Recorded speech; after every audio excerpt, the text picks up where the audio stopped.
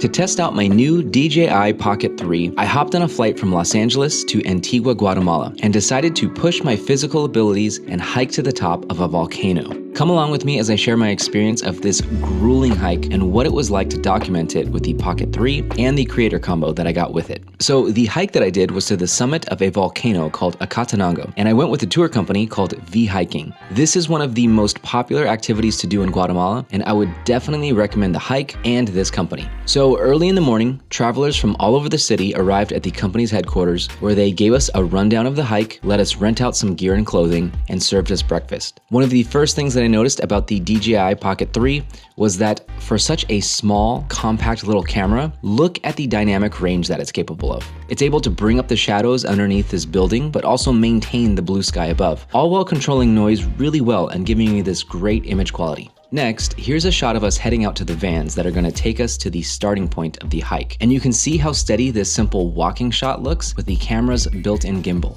Now that we're in the van, you can see how steady the video is while we're driving, as well as the dynamic range inside the vehicle. Yes, it's getting a little washed out from the white buildings outside, but considering how dark it was inside the van, I'd say this is pretty dang good for such a small camera. Okay, so we make it to the starting point of the hike and immediately start walking uphill. We are hiking up a volcano after all, so what makes this hike super difficult is the fact that you're pretty much walking uphill for 5 straight hours, and that's just to get to base camp. So we start the hike, and again, look how smooth the footage is, whether you're facing the camera in front of you or flipping it around for a selfie. One thing that I like to do was to put the camera in tilt lock mode. This keeps the horizon level and the camera pointing forward, even as you hold the handle horizontally and low to the ground. Then, as you push forward and bring the camera up, the camera is still maintaining a forward position in a straight horizon.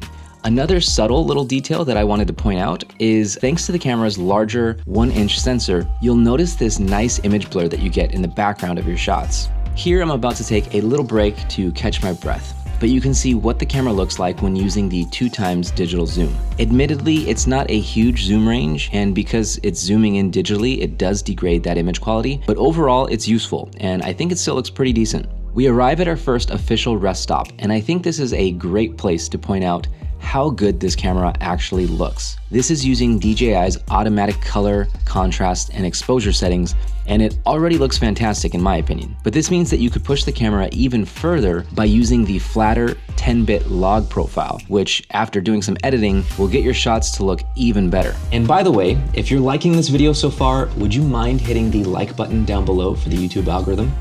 Thanks so much. Now, just to give you a sense of what this hike is actually like, first of all, look at how beautiful the scenery is. I mean, it looks like we're in Jurassic Park or something. But also, can I just let you hear how hard I was breathing as we continuously walked uphill?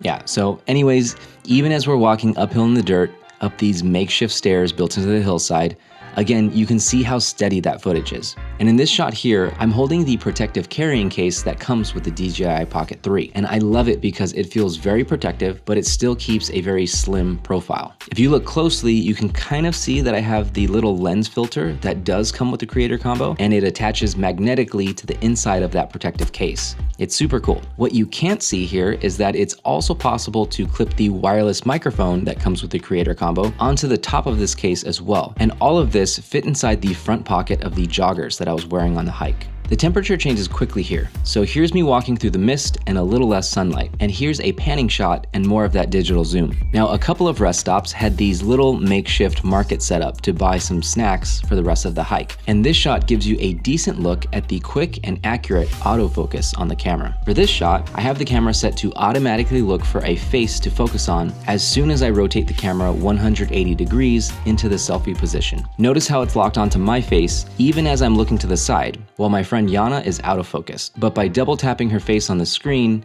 it quickly focuses on her and centers her in the frame. I can then use the joystick to recompose the shot. Back on the hike, not only can you see us slugging our way up the volcano, but you can see again that the dynamic range is pretty good.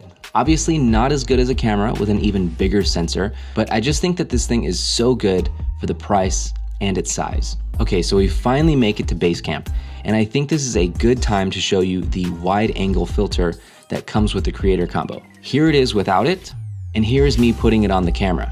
It's small, so you have to be careful not to lose it and smudge your fingerprints all over the glass, but it easily snaps on magnetically to the camera lens. The camera without the filter gives you a focal length of 20 millimeters, and the additional filter widens that shot to 15 millimeters. Here's a bit more of a first-person point of view with that wide-angle lens. And by the way, look at this. This is your friggin' view from base camp while you're eating lunch. How awesome is that?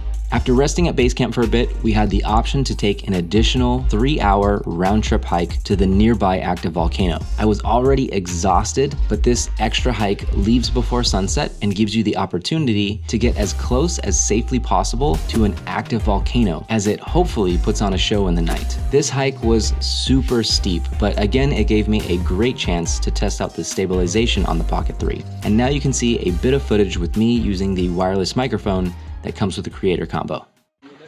Okay, now we're heading to the volcano, or the second hike, El Fuego, where hopefully we can see some lava shooting out of the top when it gets dark.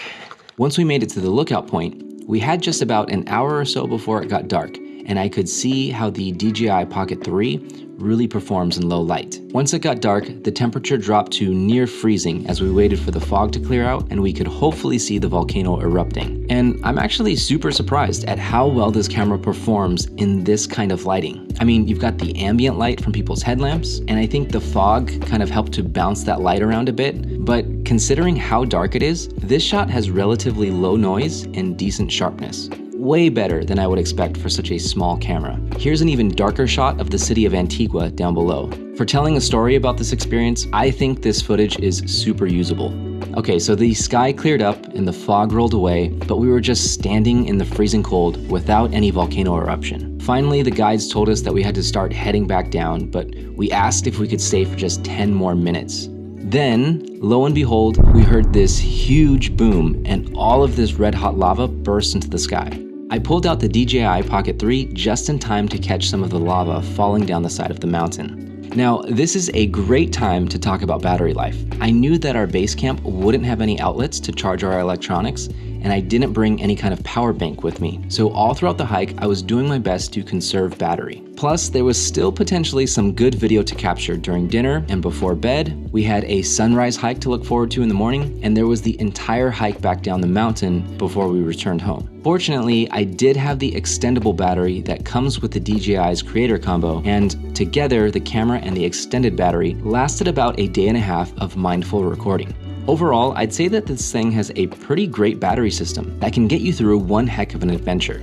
Okay, so we woke up at 3:45 the next morning and started another 3-hour round-trip hike, this time to the summit of Acatenango. After a super steep, challenging, and groggy hike, we made it to the summit, congratulated each other, and waited for the sun to rise over the horizon. The views were absolutely breathtaking, and it was so surreal to be standing on top of a dormant volcano, looking at an active volcano you had just hiked to the night before, and taking in this panoramic view of at least 6 other volcanoes that you could see in the distance. As I was up there, I took this next shot, which will give you an even better sense of the capability of the DJI Mic 2 in windy conditions. I attached the windscreen that comes with it, and the microphone was magnetically secured to my gray hoodie. So we're standing on Acatenango, and then over here is San Pedro.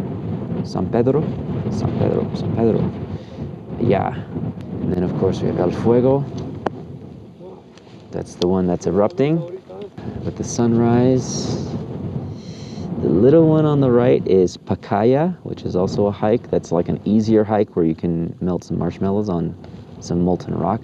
And Agua, which is the one that's on the left of the sunrise right there. And as they say in Guatemala, que chilero.